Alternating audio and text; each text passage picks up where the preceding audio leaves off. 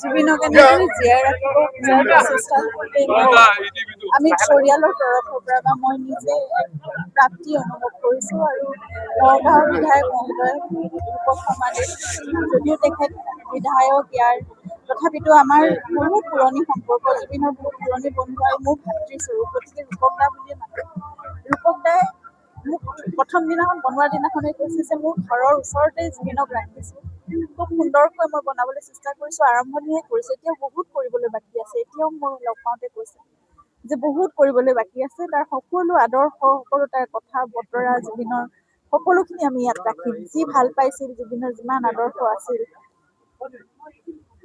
গীত মাত কথা বতৰা সৃষ্টিৰে যে গোটেইখিনিক আমি ইয়াত প্ৰতিফলিত কৰিবলৈ চেষ্টা কৰিম। সেইখিনি কথা তেওঁ কৈছে, তেওঁ প্ৰতিশ্ৰুতি দিছে। গতিকে এইখিনি কথাত মই খুবেই তেওঁৰ ওচৰত কৃতজ্ঞ যে জুবিনৰ সৃষ্টিৰাজিয়ে আটাইতকৈ ডাঙৰ কথা। কাৰণ জুবিনে নিজেও সেয়াই কয় যে তেওঁক মনত ৰখাতকৈ তেওঁৰ সৃষ্টিৰাজি মানুহে যদি মনত ৰাখে তেওঁ সেইখিনি কথাই বহুবাৰ কৈছে, তেওঁ মঞ্চতো কৈছে, তেওঁ ৰাজহুৱাভাৱেও বহুবাৰ কৈছে যে তেওঁৰ সৃষ্টিৰাজিক মনত ৰাখিলে তেওঁ বেছি ভাল পাব। গতিকে সেয়াই প্ৰচেষ্টা। আৰু ৰূপক দাই কৈছে যে মোক ঘৰৰ ওচৰত ৰাখিছোঁ বুঢ়া কাললৈকে, মই থকালৈকে একেলগেতো আমি থাকিম। গতিকে সেইটো আত্মাৰ এটা সম্পৰ্ক।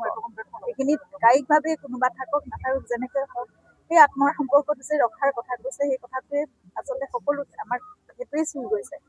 আৰু তেনেদৰে সকলোৱে গোটেই অসমবাসী ৰাইজে তেওঁৰ সৃষ্টিখিনিক ৰাখক, তেওঁক প্ৰজন্মৰ পৰা প্ৰজন্মলৈ জীয়াই ৰাখক, কঢ়িয়াই লৈ যাওক, তেওঁৰ প্ৰচাৰ প্ৰসাৰ হওক, তেওঁৰ সকলোখিনি আদৰ্শ, তেওঁৰ সাধনা, তেওঁৰ চৰ্চা, তেওঁৰ কৰ্মৰাজি সৃষ্টিৰাজি সকলোবোৰ আৰু দেশ দেশান্তৰলৈ যুগ যুগান্তৰলৈ সেয়া কালজয়ী যুগজয়ী হৈ থাকক, সেইটোৱে আশা কৰিম মই।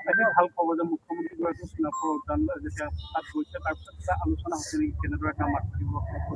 মোৰ লগত মানে পোনপটীয়াকৈ কোনো ধৰণৰ আলোচনা হোৱা নাই, কিন্তু তেখেতে কোৱা কথাখিনি বা তেখেতে ছ'চিয়েল মিডিয়াত লিখা কথাখিনি দেখিছোঁ। গতিকে সেয়া আশা কৰিছোঁ খুব সুন্দৰকৈ জুবিন ক্ষেত্ৰও নিৰ্মাণ হ'ব, ভালকৈ ৰাখিব। আৰু ইমান এক মোৰ স্বামী বুলি কোৱা নাই, এনেকুৱা এক সাংস্কৃতিক বিশাল এক সত্তাক মানে অসমীয়া হিচাপে সকলোৰে সেয়া দায়িত্ব বা কৰ্তব্য, সেয়া চৰকাৰৰো, সেয়া ৰাইজৰো, সেয়া সকলোৰে দায়িত্ব যে জুবিনৰ সেই সত্তাক ৰাখক চিৰযুগমীয়াকৈ আৰু সুন্দৰকৈ। সেই কথাটো আমি সকলোৱে বিচাৰোঁ, মানে আমি সকলোৱে বিচাৰোঁ, প্ৰতিজন অসমীয়াই বিচাৰে সেইটো। তেওঁ ন্যায়লৈ কি ক'ব?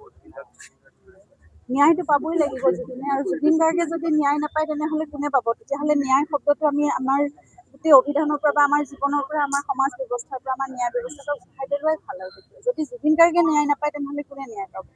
আৰু এনেকুৱা এজন মানুহ যি সকলো মানুহকে ভাল পাইছিল, গোটেই অসমখনক ভাল পাইছিল, সেই মানুহজনেও যদি এনেকুৱা এটা বিচাৰেৰে সঠিক বিচাৰ দি পেলাই যদি ন্যায় প্ৰতিষ্ঠা কৰিব নোৱাৰি, তেনেহ'লে কোনে পাব আৰু ন্যায়? গতিকে ন্যায় আমি পাবই লাগিব আৰু ন্যায় পামেই, সেইটো মোৰ সম্পূৰ্ণ বিশ্বাস আছে, আস্থা আছে। আৰু ভগৱানেও সেই সত্যকে সদায় মানে সহায় কৰিব, মই জানো।